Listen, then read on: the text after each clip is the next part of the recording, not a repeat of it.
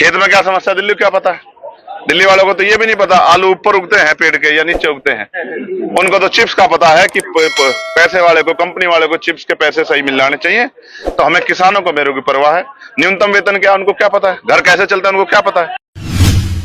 जिन पार्टियों में नई नेतृत्व को सम्मान हो रहा है उन पार्टियों के हाल वैसे ही होंगे जैसे केंद्र में भाजपा 400 कह रही थी और 240 बड़ी मुश्किल से पकड़ी। समझ रहे हैं आप? समाज सब देखता है, समाज की आंखें हैं। अब सोशल मीडिया का जमाना है, एक एक बात लोगों तक जाती है। क्या हमारे लोग नहीं देख रहे? जी आजाद जी, आपने यूपी के बाद हरियाणा में कदम रखा है, तो यहाँ की सियासत का क्या नजर आ रहा है? देखिए, मैं राजस्थान बड़े करीब से चूक गया था। राजस्थान में हम लोग 12 सीटों पे तीसरे नंबर पर है और 3 सीटों पे दूसरे नंबर पे। लेकिन हमारा प्रयास है कि हम हरियाणा नहीं चूकेंगे। तो एक जो किसान का मेरा गठजोड़ हुआ है, जिसकी नींव मान्यवर काशीराम साहब और ताऊ देवीलाल जी ने रखी थी। हम नौजवान लोग हैं, मेरे बाईं तरफ सूर्य प्रकाश खड़ा है, मेरी तरफ दाईं तरफ रोहित है। हम नौजवान लोगों ने बीड़ा उठाया है कि अब हम किसी और के भरोसे पे नहीं रहेंगे, हम अपनी लड़ाई खुद लड़ेंगे। और मेरा ये मानना है कि नौजवान जब जब खड़ा हुआ, इतिहास गवाह है, जब शहीद आजम भगत सिंह खड़े हुए थे तो देश से गोरे भाग गए थे।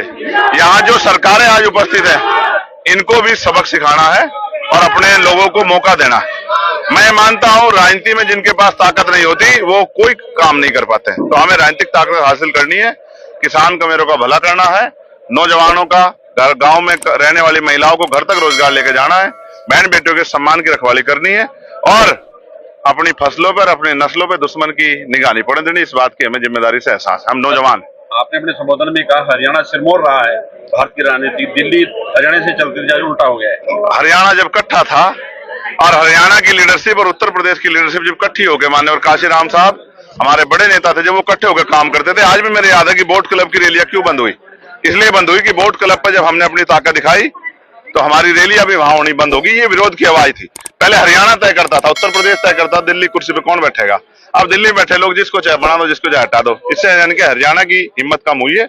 हम हरियाणा की हिम्मत नहीं कम होने देंगे कि हम हरियाणा में फिर क्षेत्रीय दलों को ताकत देंगे, जिससे कि बुनियादी समस्याओं पे लोगों का ध्यान पड़े। गांव में क्या समस्या दिल्ली को क्या पता है? खेत में क्या समस्या दिल्ली को क्या पता है? दिल्ली वालों को तो ये भी नहीं पता आलू ऊपर उगते हैं पेड़ के या नीचे उगते हैं। उनको तो चिप्स का पता है कि पैसे वाले को, कंपनी वाले को चिप्स के पैसे सही मिल जाने चाहिए। तो हमें किसानों को मेरे की परवाह है।